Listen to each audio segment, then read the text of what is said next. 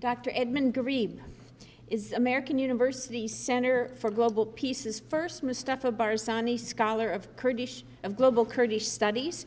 He is also an adjunct professor of Middle Eastern History and Politics at the School of International Service at American University.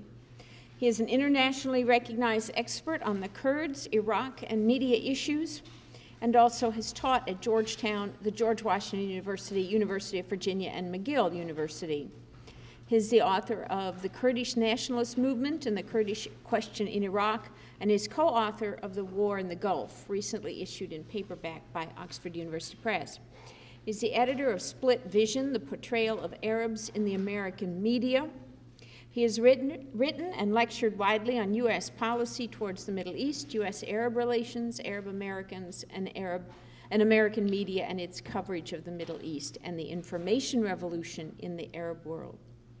He's worked as a journalist for many years and has been widely interviewed on all major American, Arab, European, and Asia media outlets. He holds a BA from American International College, as well as an MA and PhD from Georgetown. Please join me in welcoming Dr. Edmund Ghareeb.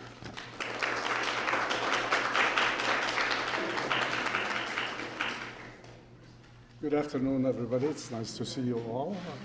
Hopefully we won't put you to sleep in this very warm, at least it's very warm outside here. It's very nice. Well, thank you, Heidi. And Heidi had asked me to talk about a couple of things. One is the question of identity in the Middle East, and also its impact on Arab upheavals, uprisings, revolutions, call them what you wish. I'll try to do a little bit of that within the time frame that we have. But clearly, one of the things that people here in this country were surprised by what happened in the Middle East, what took place in Tunisia, what took place in Egypt. I don't think, and by the way, many people were also surprised in the Middle East as well. Although, if we take a look at the realities, if you take a look at the report, for example, or the reports that were issued by the United Nations Human Development Reports on the Arab world, which actually they used to publish them, but only to members of the UN. They didn't distribute them outside. But I think in 2002 or 2003, they began to publish them for everybody else. And if you take a look, and some of you as teachers probably it may be very useful for you to take a look at some of these reports, maybe the 2003 and the 2004 reports. Would be very, very helpful, very useful. But I mean, the facts that were brought out in those reports were really amazing. They were very scary in many ways. They focused on some of the problems that are facing the Arab world. These had to do, they clearly came out with the emphasis on problems that had to do with poverty, problems and unemployment, illiteracy. Countries like Egypt, in fact, which were among the first to experience modern education, to go through it, to try to reform and modernize education, faces serious problems with illiteracy. In fact, illiteracy has risen in recent years, especially among some of the women. The absence of freedoms, corruption, rampant corruption throughout much of the region, and the repression that many of the governments exercise over their own population, the suppression of women's freedoms in many ways, and of minorities. Their entire economies, which made it very difficult really to develop and to grow. The absence of free elections, the absence of governments which were representatives. All of these were brought up. And if we just look at these, one is surprised not by the fact that these things have happened recently, but why is it that we didn't see uprisings and revolutions before this time? And I think clearly one reason, or one of the factors, has been the ability of the governments to use repression, to suppress any kind of opposition. Part of it had to do also with the involvement of the countries of the region in regional conflicts. For example, the Arab-Israeli conflict has been a very important issue. And in addition to that, of course, foreign interventions, such as the U.S. intervention in Iraq, as well as other interventions. All of these made it very difficult to organize opposition, to organize movements, political parties, political groups which could challenge the regimes. And so as a result of that, it became very difficult, and the governments sometimes used the foreign threats also to unify their own people against, whether it be against Israel or against the U.S. interventions, or against neighboring countries. Interventions by, for example, during the Iran-Iraq war, the Iraqis used the Iranian threat, the Iranians used the Iraqi threat. It became very clear that the regimes in the area were not genuinely creating an environment and an economy which is going to create development, which is going to create jobs, new opportunities for the population. Many also found out that the neoliberalism, the neoliberal policies which were being adopted by some of the countries of the region were only contributing to the widening of the gap between the rich and the poor. And this is why, in fact, we began to see a lot of resentment against the World Bank, the International Monetary Fund.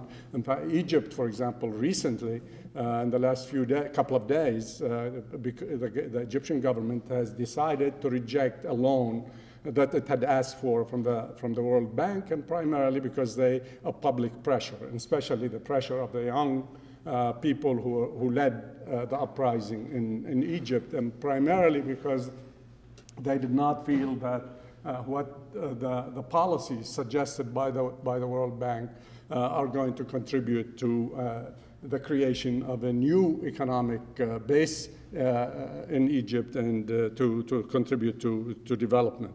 Also, the fact that there was a perception among many in the region that they were being marginalized. A country like Egypt, which used to play a major role in Arab politics, was increasingly seen as, by many within Egypt and outside Egypt, as being marginalized, as no longer playing a regional role.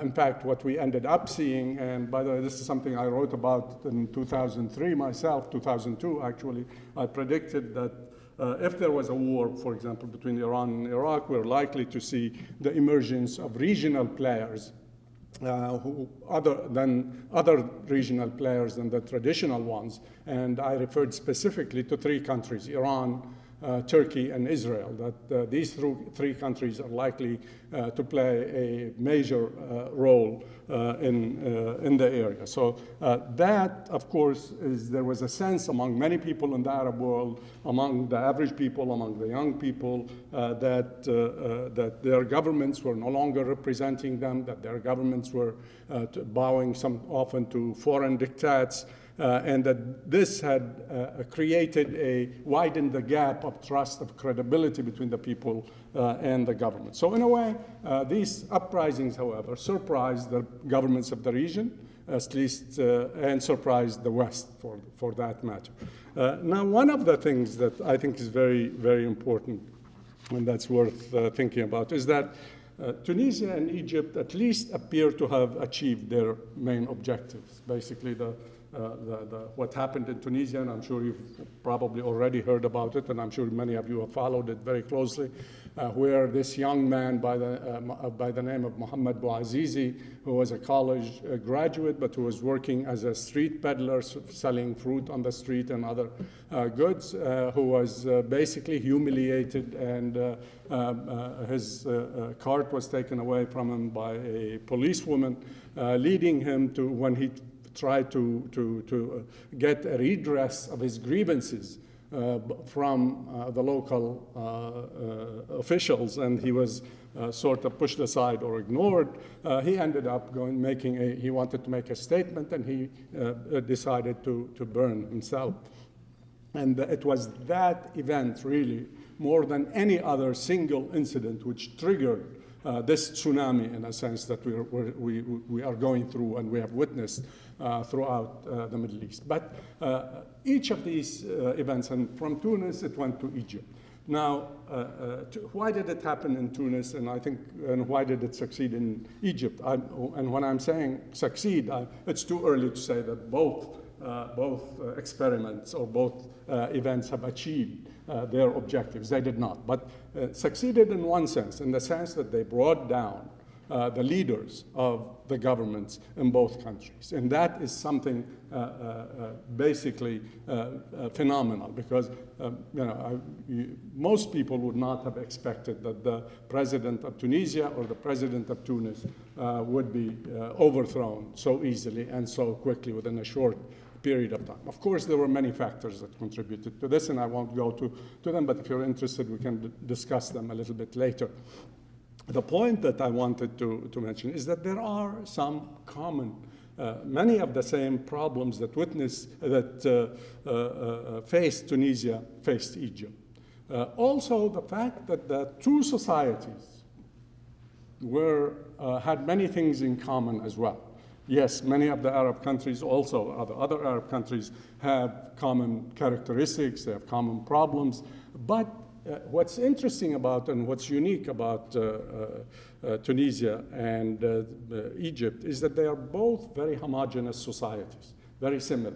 You don't have many ethnic and religious minorities within these. Yes, even Tunisia and Egypt include them. And Egypt has, for example, the Coptic Christian minority, which has been facing a great deal of challenges in recent decades. And we can talk about that in a minute. But basically, the two countries are very similar. For example, I was on a recent television program, and people were saying, raising this question about the differences between Egyptians. How wide are these differences? Well, in a way, I said, in Egypt, you have a population that's mostly Coptic. There are the Coptic Christians and the Coptic Muslims. Well, people didn't accept that, but that's in reality what's really what you have in Egypt. The people are the same. The people are not different. They are ethnically the same. They are culturally, in many ways, the same. Yes, by religion, they are a little bit different, but they are very, very similar. The other things that happened here, and I'll go quickly over this, and then I'll go into focusing on the other aspect that has to do with the issue of identity and the different ethnic and religious groups in the region, is what happened in Tunisia, and to a certain extent is what happened in Egypt, is very significant primarily because of the character of the people who were involved. The uprisings in Tunisia and in Egypt were launched by young people. It was people who are also well-educated people who knew how to use modern communications, people who knew how to use the internet. And Tunisia, for example, has 20% of its population who are able to use the Twitter, Facebook, the internet, mobile, cell phones, which were very effective, by the way. And why did this happen? It happened primarily because when Tunisia emerged as an independent country from France after a long struggle, a peaceful struggle generally, it was fortunate to have a leader who was in many ways authoritarian, but he was also a true reformer in the sense that he emphasized education. Education was one of the most important programs that Bourguiba focused on. Bourguiba wanted to make sure that every young Tunisian, even if he was in the most remote of villages, should get education. The second thing that Bourguiba focused on was the rights of women, and that was something revolutionary. in an Islamic society at the time when the region was still facing a lot, or going through a lot of conservative currents. Bourguiba said that women have equal rights before the law, and that was truly, in many ways, revolutionary. He also emphasized work on agriculture. The point that I'm saying is because of the education, which to a certain extent, Ben Ali did a lot of terrible things, but one of the things that he did positively is he continued education. And so a lot of young Tunisians benefited from this, and when the time came, they were very competent, very knowledgeable about what's happening in the rest of the world. WikiLeaks was very important, by the way, in Tunisia. WikiLeaks, and partly because of this communications revolution, a lot of Tunisians were aware, they saw the reports that were coming out from US diplomats about the corruption that was within the family of the president, especially within his wife's family, where they are really trying to almost take over many private businesses, or sometimes pressure business people to take them as partners. And this was distributed by these young people, and it left its impact. The other thing that happened in Egypt, we had this similar thing. Also, the experience of the Tunisians was very significant in the sense there was cooperation and coordination between the people in Tunisia, the young people in Tunisia, and the young people in Egypt. The same thing happened, by the way, interestingly enough, there was a great deal of help that the young Egyptians received from the Serbs. The Serbians who rose up against their own government, and they did provide, they sent people actually to Egypt, and Egyptians sent people to Serbia to be trained and to benefit from the experiences of the community. Nevertheless, if we take a look at what has happened since then, while there are still, the situation in Egypt and Tunisia is still in a state of flux, and we have to wait and see where we're going to end up, where things are going to end up. But generally, in both countries, we still have a dynamic movement that remains vigilant and active, and trying to push the government, be it the government that's in charge in Tunisia or the military council and the cabinet in Egypt, to be responsive to public opinion. That is something very important. But if you take a look at some of the other events in other Arab countries where we also saw uprisings, for example, Yemen, Bahrain, Syria, we find that the uprisings are not doing as well. We find that the governments have challenged or have continued to put up challenges and to use repression in some places, to use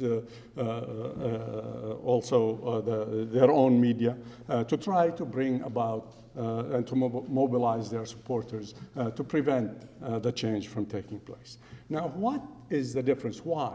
There are many reasons why there are differences. But one of the areas that I think is very significant and that is very important is that many of these countries, fortunately or unfortunately, have been affected by sectarianism, by tribalism, by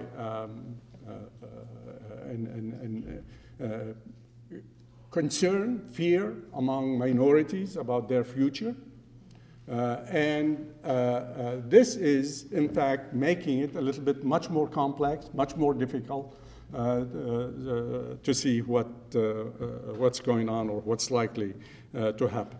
Now, because in these countries, you find, for example, let's take Yemen. In Yemen, you have tribal issues, you have secessionist movement, you have a religious uprising that's with ties, with roots actually in the ancien regime, the old, the monarchy, and you have a terrorist group, Al-Qaeda in the Arabian Peninsula. You have pirates, Somali pirates, most of them, but not all of them.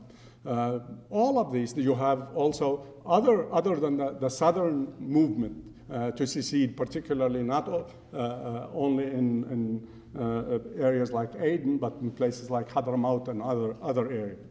So that makes things much, much more complex. On top of this, you have a country that is facing a lot of economic problems. Tunisia, Yemen is running out of water, especially the capital Sana'a.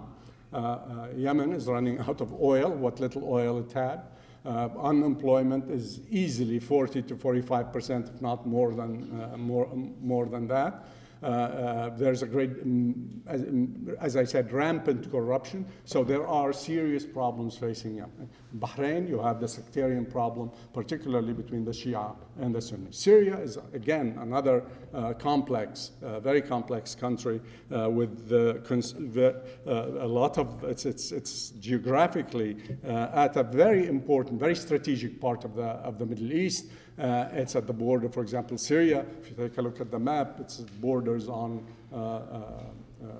Israel, Palestine, Jordan, Iraq, Turkey, and Lebanon.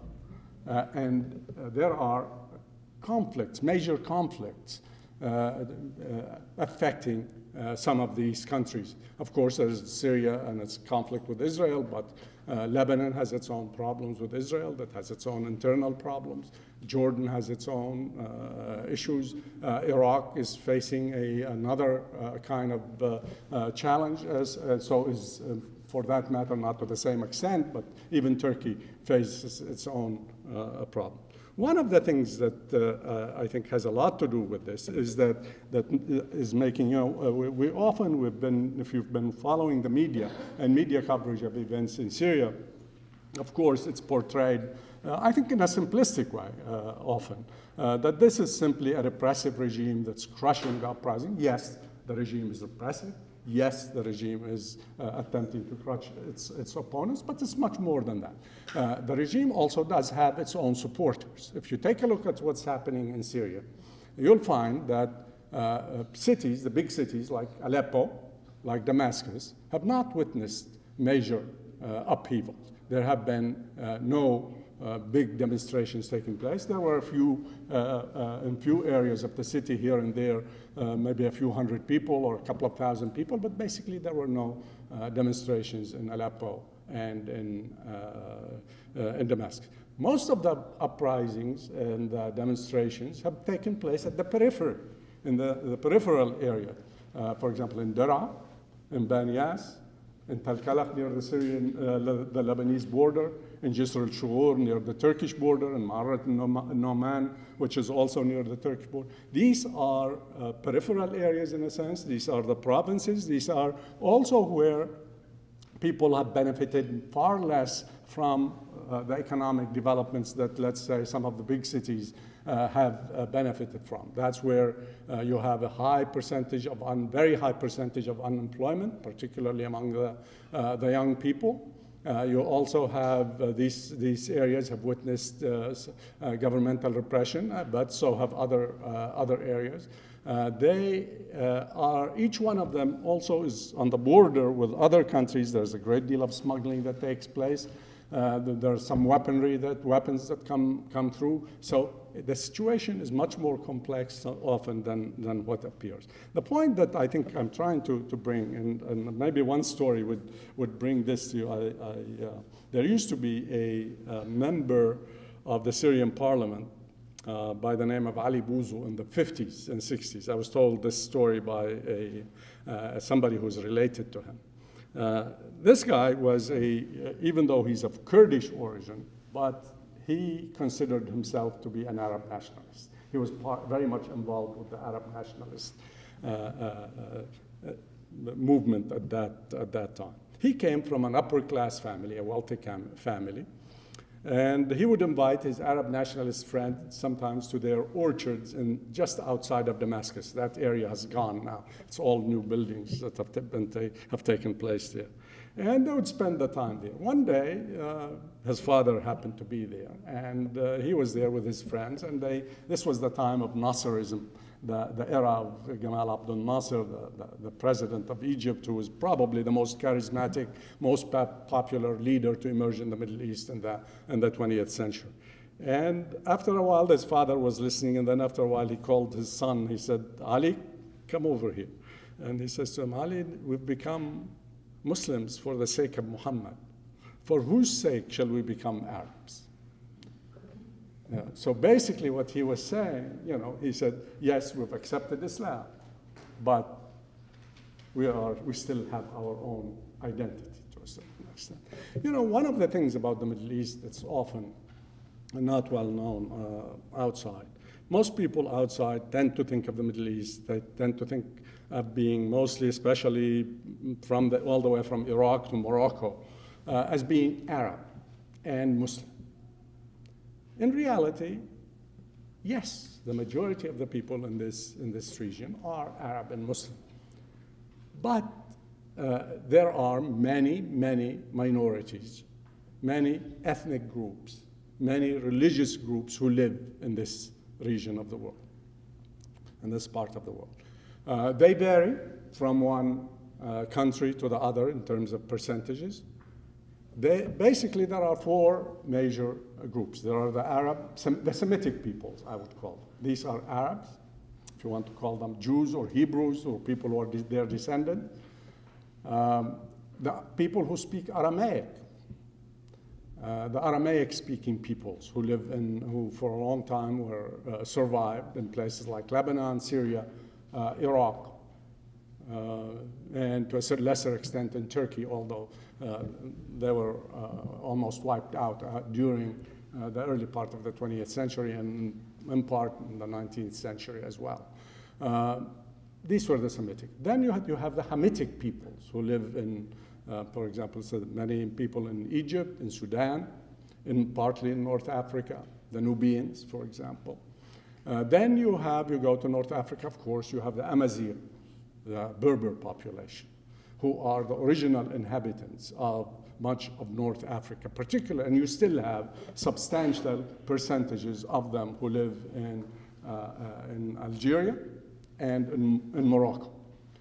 So that's another group. And then you have Turkic populations, Turkish people, and you find them in Iran, you find them in Iraq, Turkmen, for example, you find them in Syria. These are people who started coming to the Middle East where they were first brought as mercenary soldiers under the Abbasid dynasty, and later when the Ottoman Empire also emerged. We saw some of them in the 13th, 14th centuries. Some of them came to the region as they worked in the administrations of this, and the different administrations in this empire. And then, of course, the Iranian peoples. The Iranian peoples, you have the Persians, you have many others as well, but basically I'll mention just two for now, the Persians and the Kurds. The Kurds are one of the largest ethnic groups who inhabit the Middle East, and they are divided among basically Syria, Turkey, Iraq, and Iran. There's a small community of them in Armenia as well, but the main populations are in these four countries.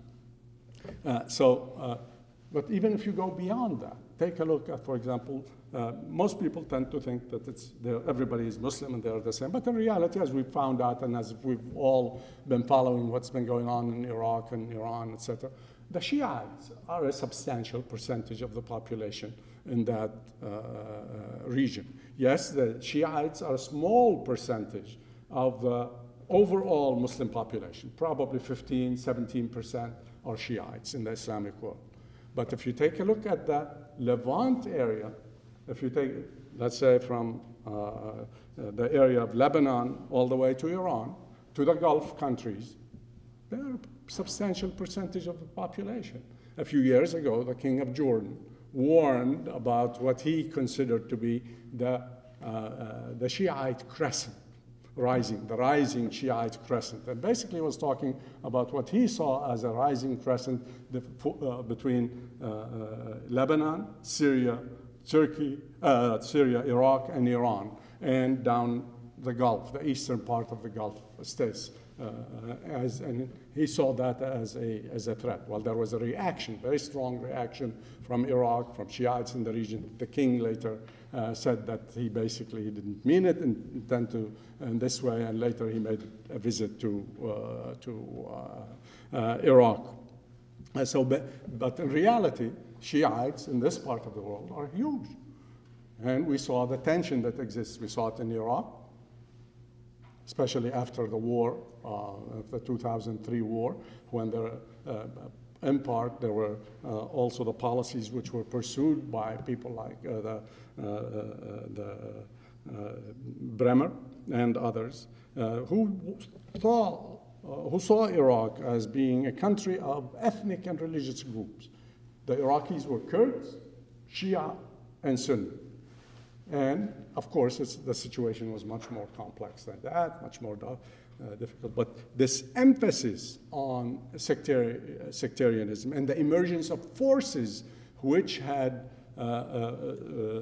also viewed themselves as, in terms of their religious identity, also contributed, and their emergence as major players on the scene in Iraq contributed to what we saw as one of the bloodiest ethnic cleansing or sectarian cleansing periods in the modern history of the region.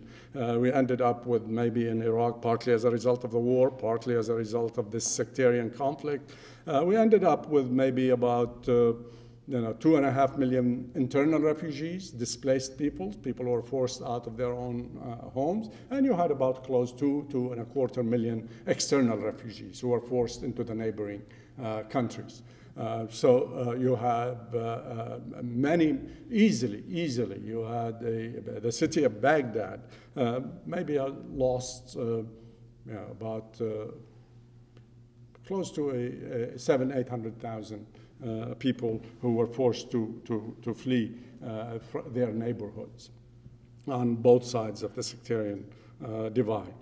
So the point that I'm trying to say is that sometimes what we have seen in the Middle East is that there is a reawakening of this re-emergence of the sectarian, religious, tribal identities. Before for example, before the First World War, and the First World War I consider is probably one of the most important events which helped shape the modern history of the Middle East. There were basically two empires in the region. There was the Persian Empire and the Ottoman Empire. The Persian Empire was primarily a Shiite empire, mostly Persian, but not all. There were many, many other ethnic groups. And the Ottoman Empire was a polyglot, very much like also the Persian Empire, of many different peoples, very different ethnic groups, very different religions. At one time, Christians were probably half or maybe even a little more than half of the population. But as time went by, this, of course, changed. Nevertheless, there was still a large number of people of different ethnic and religious backgrounds. And your identity within both of these states, both of these empires, was based on, to a large extent, on your religious identity. The Ottoman state was a Sunni Muslim state. The head of that state was the Caliph of Islam. It's an interesting story, by the way, how he got to be Caliph, but we won't go to it right now. But he was the head of the Islamic community, the Sunni Islamic community. Christians and Jews had their own special courts. They were basically treated as recognized communities. And generally, especially in the earlier period, there wasn't much discrimination, especially, I would say the first 3 centuries. However, from the 17th, 18th century onwards, Christians particularly began to suffer a great deal of discrimination. And on the other side, on the Persian Empire, it was based on basically a Shiite government, and each of these two states saw itself as defending its own version of Islam. After the war, with the collapse of both of these empires, and with the basically the coming of the Europeans to the area, and they didn't just come accidentally, they worked at it. There's something, by the way, in the Middle East known as there's a treaty or an agreement that today you hear a great deal about. Almost every day, sometimes you hear about it in the Middle East, and all over. It's a treaty known as the Sykes-Picot Agreement. I don't know how many of you have heard of that. Sykes-Picot is an agreement that was first made between Britain and France on how to divide the territories of the Ottoman Empire after the First World War. Later, the Italians, the Greeks, and the Russians were brought on board. And the British would get Palestine, basically Jordan, southern Iraq, and Baghdad. The French would get Syria and Lebanon, part of Turkey. The Greeks would get Western Turkey, because where there were about 2.5 to 3 million Greeks had been living there for a long time. The Russians would get also some very strategic areas. The Italians would get the Dodecanese Islands. And it took the Bolshevik Revolution to basically get the Russians out of that treaty and for them to tell the rest of the world about. But after the First World War, we saw the emergence of the nation state in the Middle East. The nation state based on a new type of identity. Up until the end of the war, your identity was primarily based on your sect, your tribe, your religion. Now, it's a new idea, new concept that's based on majority nationalism, on nationalism. They were trying to unite the people of the area on the basis of nationalism. And we saw this happen, for example, in Turkey, with the rise of Mustafa Kemal Atatürk, where he basically said, in the beginning, he said, anybody who is not a Christian or a Jew in Turkey, and there weren't many Christians left by then, is basically a Turk. Well, later he extended that to include everybody as a Turk, but that left many other people by the wayside. And that began to create one of the biggest problems in Turkey that's there today, and we are going to see quite a bit of tension down the road. That is the Kurdish issue in Turkey, the tension between the Turkish state and the Kurdish populations. The Turkish state, even now, has made some reforms, and we can talk about it if you're interested, and for the first time, Kurds can now speak their own language. But there are still a lot of problems, and Kurds have their own demands in terms of they want equal rights within the state, they want to have autonomy and a federal government, and under no circumstances are we likely to see that accepted by the present Turkish government, and I'm not sure we're likely to see it happen anytime very soon. But this struggle between the Kurdish community and the Turkish state has led to the death of something like over 45,000 people over the past, since '84. And in fact, about maybe 2.5 million people who were either forcibly moved from their areas, or people who had fled the fighting to other areas. So basically, this is one of the biggest challenges that's facing the region as a whole. And yet, as we know, for example, before the war in Iraq, we heard a great deal that the war, that Iraq was an artificial state. Well, yes, Iraq was an artificial state in a sense, in terms of being a state in the form that it was. Although Iraq was not, was an ancient society, and people in the region knew who was an Iraqi and who was not. If you go and take a look at the documents, the British and Ottoman documents, they referred to this region as Iraq. But yes, we did not have a state called Iraq at that at the end of the war.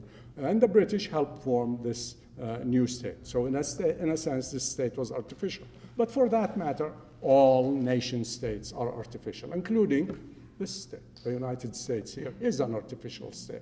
And this is something that it takes a lot of education, institutionalization, to maintain and preserve the unity and the identity of the state. Well, in many ways, unfortunately, the states, most of the states in the region ended basically, and they failed.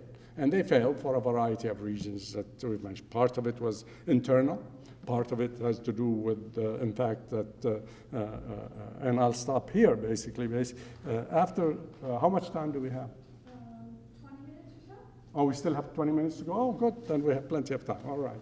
Unless everybody wants to, we'll go into a discussion. But after the First World War, one of the things that happened in the region then is that,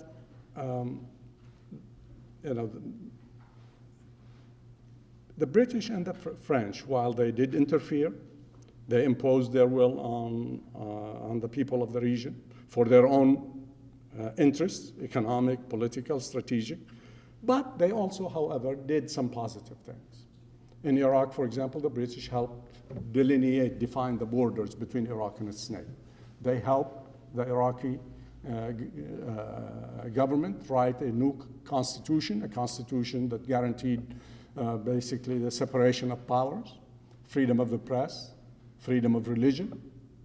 And it was in many ways a very advanced, very progressive constitution, although it wasn't often followed. But nevertheless, that was a very important development, an important step. The French also, to a certain extent, did the same thing. But one thing that happened is that after, when the new states were born, these new states at least began as claiming to at least have practice or exercise democracy. They had elections in Iraq, in Syria, in Lebanon. They had political parties. There were, and at a certain time, there was accountability. A number of times in Iraq, sometimes an article in the newspaper brought a minister down. A poem by one of Iraq's great poets ended the career of one of the prominent ministers in the 30s. So you had at least this some of the a semblance of democratic experience in a way. But unfortunately, that did not last. Why it didn't last? Primarily, it didn't last because, first, of again, foreign interference in the internal affairs of the state. Because of the rise of nationalist movements that wanted to end the foreign presence, forcing the colonial powers to rely more and more on the elites, the traditional elites, who began to take control of the affairs of the state. One of the interesting things, and I'll just give you this as an example. For example, in Iraq, the government and the British came to a conclusion that they needed help and to face mounting opposition from the nationalists. And to do that, where could they look for help? One area where they began to look for help was to go to the tribes. And by the way, this has been happening almost since time immemorial. Governments often relied on tribal help because the tribes the tribal sheikhs had a great deal of influence over the members of their tribe, and so they could provide young men who could fight to help the government. And in return, they got money, they got guns or weapons, and they got jobs.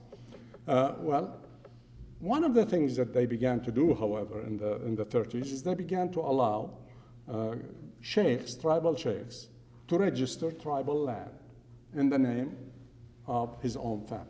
Tribal land, as you know, doesn't belong to the sheikh. Tribal land belongs to the whole tribe. It's collective land.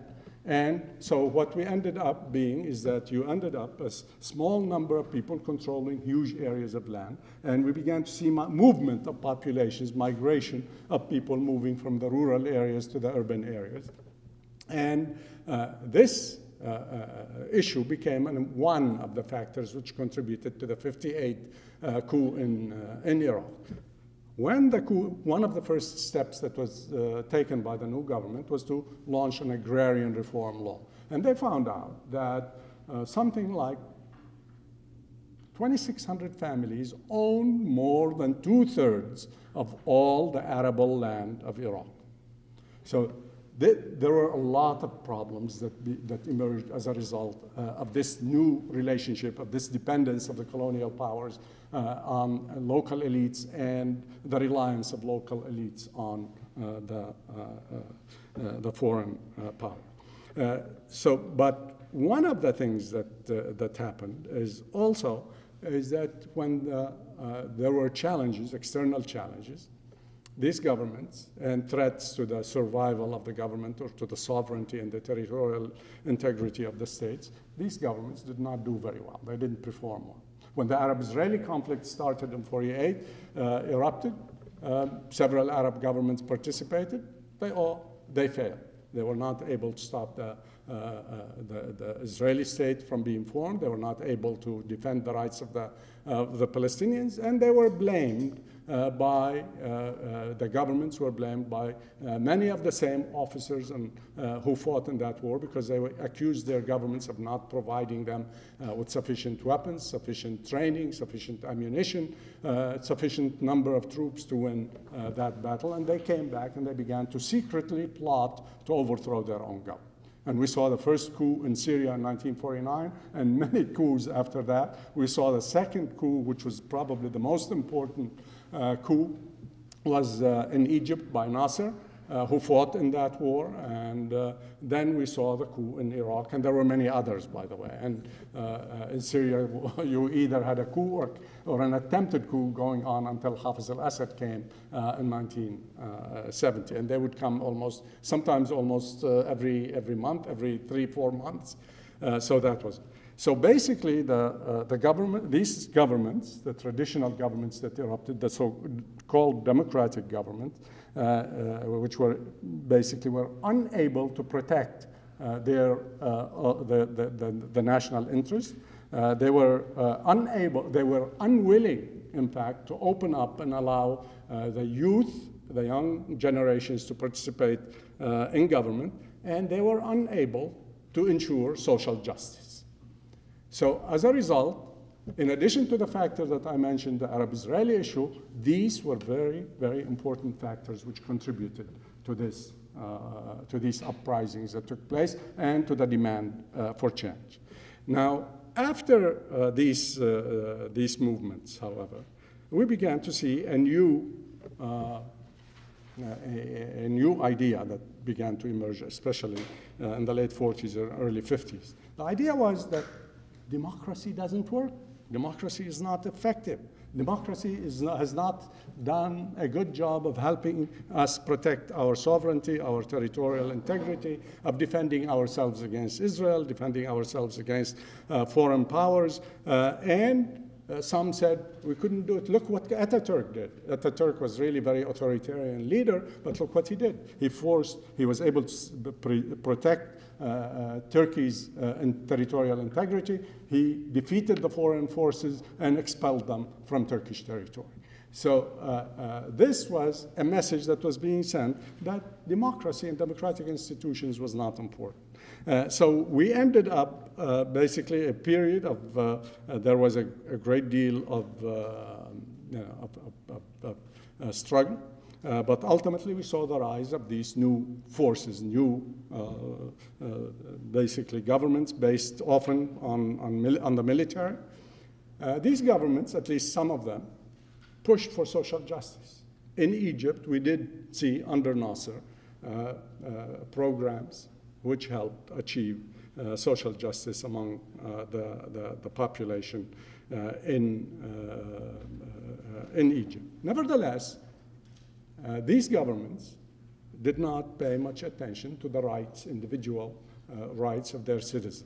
They strengthened also the security services much more than they made them much more efficient, much more brutal. They became much more brutal than anything that was seen under the monarchies, the former monarchies, or under the former republics. So they failed to protect the basic guarantees of the basic rights of their citizens, and they did not really achieve major development. And when the wars came, they were also unable to protect the territories and their boundaries.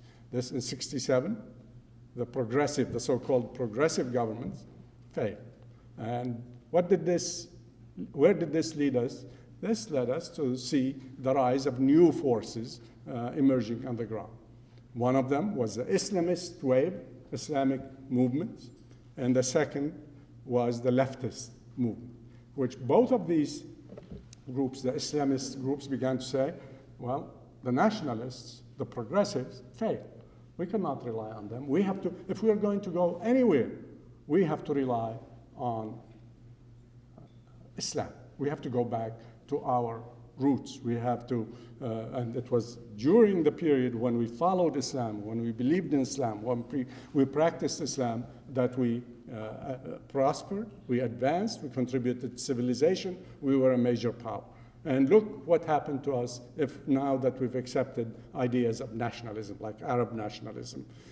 And so, in a sense, this idea of nationalism was being denigrated now, again in the name of a new identity, a transnational identity, the pan-Islamic identity, and also, at least among some groups who adopted leftist ideologies, we began to see also, especially among the Palestinians, some of them, for example, became Marxist, such as the Popular Front for the Liberation of Palestine, Popular Front for the Liberation of Palestine General Command.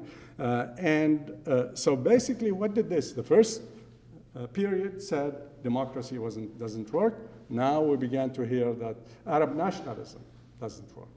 And so people began to revert to these, in a sense, older identities. And that's when we began to see a great deal of tension. In Egypt, for example, this contributed to the rising tension, for example, between the state, especially after the coming to power of President Sadat, and especially after 1978, we began to see increased tension between the nationalists and the government, and also between the sects.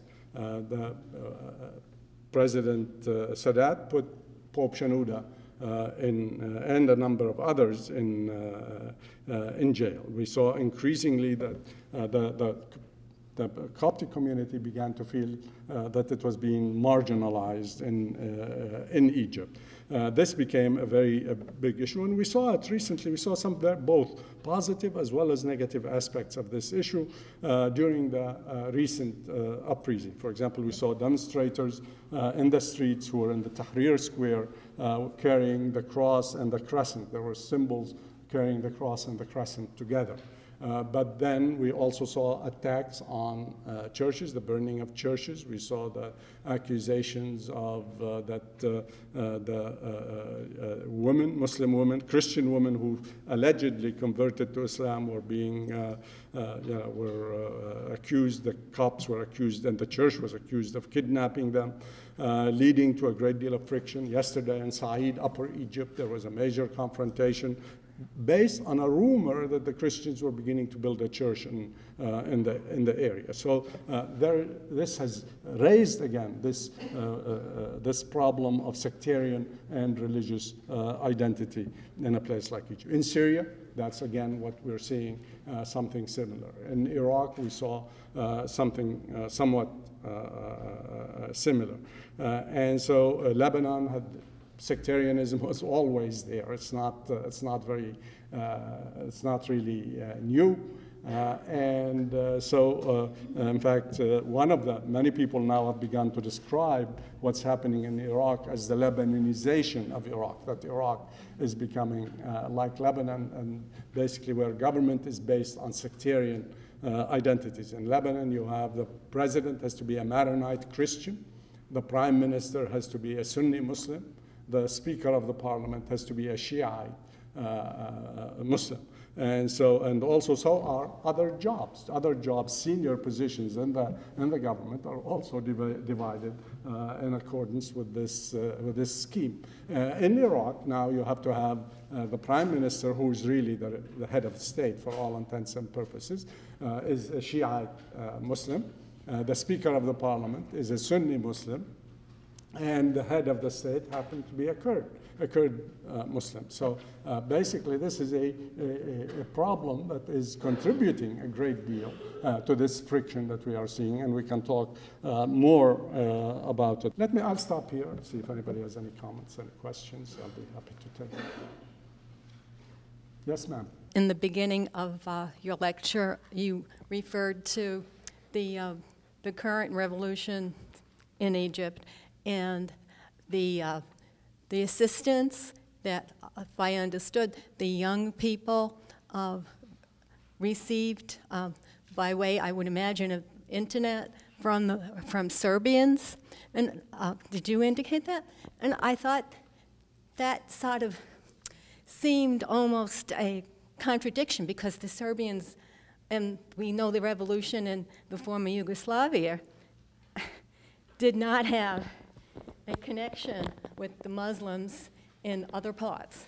So could you clarify that a bit more? No, that's a very good question, actually. This is a good question, but basically, two things. One is that the group that they established a contact with and communication with was basically the young people who were very much opposed to the government of Milosevic. So that's one thing. The second thing is that people forget that Egypt and Yugoslavia had a very, very good relationship, very close relationship. Nasser and Tito were among the leaders of the non-aligned movement.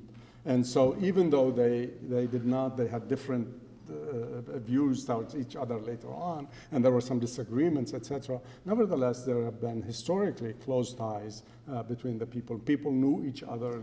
There were visits that had taken place back and forth, so that was one of the factors, yeah. Yes, ma'am.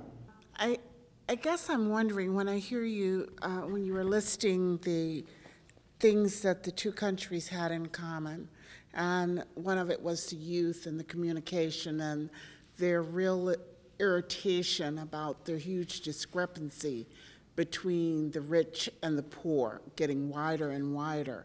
I mean, and we see that here in America. I mean, but look at what happened in Wisconsin. Are there any lessons that we in America can learn from that to close the financial gap, which would be also closing the achievement gap?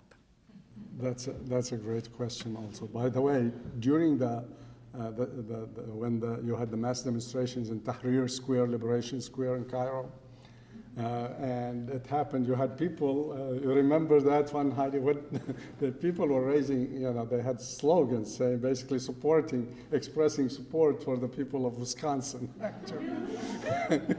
And so it was fascinating. Actually,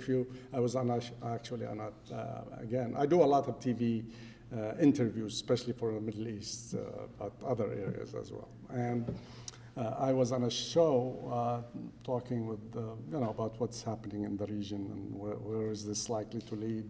Are these uprising? And what's the American position, etc.? Is the U.S. likely to support? And then I had an Egyptian analyst who was on the same show, and he was saying, do you think, when is it time for the United States to learn, take a lesson from what's happening in the streets of Cairo? And I said, what are you talking about? What do you propose? What would you like to see happen? So he said, basically, I hear that the government in Washington doesn't pay much attention to its people, to the public opinion in the United States. Is this true? He said that he was talking about what he called the denial of rights. He's talking about rendition. That basically getting people who have been accused of terrorism, and they are sent to other countries, sometimes because that's where they could be interrogated. And he was talking. So basically, he was raising a lot of questions about. He said, we thought our government was corrupt and that people were stealing left and right, but he had some information wrong. But basically, he was talking about the debt. in the United States. He said, basically, how does a government that finances wars, all these wars, have financial problems at home, and they say they can't pay Social Security, they can't take care of health care, they can't build the roads. Is this something that is it real? At least that's what basically he seemed to think that this is what was happening. But it was interesting that he raised some of these issues. I just had a question. You mentioned about like artificial borders or states that, nation states that have been created, and that all states are really artificial, I mean even our country. But is there a difference between outside powers, like when I teach the kind of end of World War I, et cetera, or even, you know, the Balkan Peninsula and the new creations, I usually tell my students that when you have outside powers who come in and kind of play with the Crayola crayons and just draw different country border lines without any respect to ethnic groups, religious groups, cultural groups, that sooner or later it's going to blow up. It may not happen right away. So is there a difference between that kind of a creation of country borders, whether it's Africa, Southeast Asia, Middle East, versus like the U.S. borders, which, yes, they're artificial, but they weren't created quite the same way? You know, that's. I think it's very true. There are differences and there are similarities in many ways. But one of the things that happened, at least, you know, in terms of the United States, you had, at least during the American Revolution, is that you had many of the people and their representatives decided to join together. There were people who still supported the British monarchy, but generally speaking, most people decided to oppose this and to create their own government. And they worked for quite a while, actually, to develop a constitution that's going to reflect the views of the majority of the people.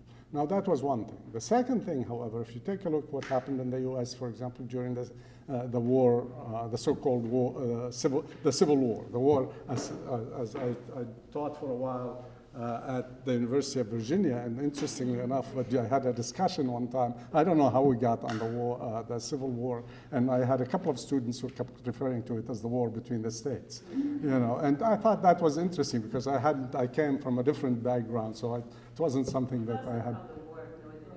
Yeah, exactly. So it was interesting. I mean, I thought that was interesting. The idea was here, and you know what happened then, whatever the real reasons for the war, is that you ended up having the central government imposing its will on states that, whatever their reasons, did not want to be part of the central government. So there is sometimes that tension in a sense. That's where, for example, if you take places like Iraq, the question is of northern Iraq, for example, the Kurdish issue. I mean, one of the interesting things, and this is something fascinating, after the First World War, the Kurds were the last of the peoples to come to the concept, to the idea of nationalism. Arabs began to accept the idea of nationalism much earlier. Persians began to accept it much earlier. Turks began to accept it much earlier. But the Kurds were still holding on to the Islamic concept. In fact, it's something very interesting. One of the first revolution, Kurdish revolution, or what most historians describe as the first Kurdish revolution, occurred in 1925 in Turkey. And if you take a look, it was led by a tribal, religious leader, Kurdish tribal and religious leader. When he was interviewed one time by a foreign correspondent who visited him, the only one as far as I know, why are you so unhappy with the central government? Why are you so unhappy with Ataturk? He said, Ataturk, this guy, he said, he changed our alphabet. We used to have the alphabet of the Quran. How can anybody try to change the alphabet of the Quran and uses an infidel alphabet? This is not something that's acceptable. Secondly, this guy, he said, Ataturk disbanded the religious orders, the Sufi mystical orders. These were disbanded by Ataturk. He said, Ataturk said that abolished the caliphate. We are all Muslims. The Muslims have had a caliph since the death of the Prophet. How can this guy abolish the caliphate? This is not something that we can accept or that we can tolerate. Now, does any of this sound like Kurdish nationalist demand? No. Where does the Kurdish nationalist demand come?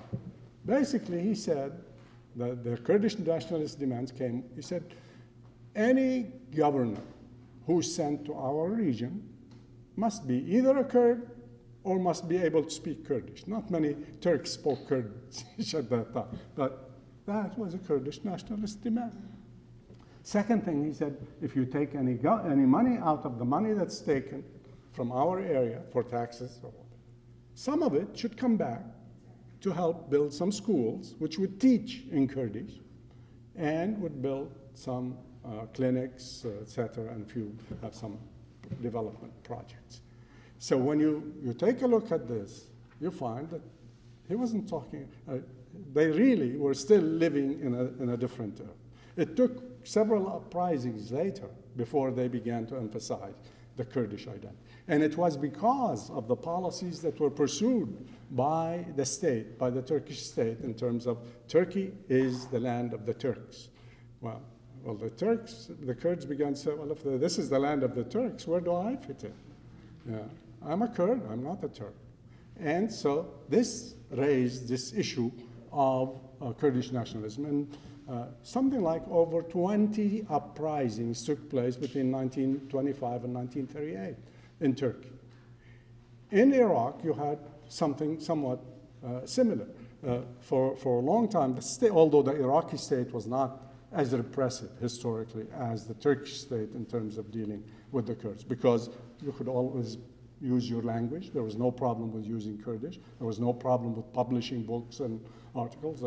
So that was not a problem. The problem, however, with the rise of Arab nationalists in Baghdad, who wanted to unite with Egypt and with Syria, the Kurds began to say, well, where do we fit in? In fact, Jalal Talabani, the current president of Iraq, went to Egypt to meet with Nasser to see where would the Kurds fit in if there was a union between Iraq, Syria, and Egypt. So Kurds began to increasingly, especially Kurdish political parties, and particularly after 61, began to emphasize the need to have a decentralized government, and later to have autonomy. And of course, even now, if you took a poll among most Kurds in Iraq, I would say at least young people, and I would say most of the population would want to have independence. Although in reality, most leaders probably wouldn't push for that, primarily because they would be worried how that is going to affect the neighbors, basically Turkey and Iran, which have a much larger Kurdish population. But it was the policies, sometimes the nationalist policies, the very aggressive, hardline nationalist policies by the central government, which sometimes pushed the Kurds to adopt a more nationalist approach. And sometimes also there was external involvement, whereby external powers used legitimate Kurdish demands to expand, to achieve their objectives, to weaken, let's say, the government in Baghdad, or to weaken the government in Tehran, or vice versa. So they would exploit that issue. I'm surprised nobody asked about Syria here. Okay. Are we, okay? Well, good luck.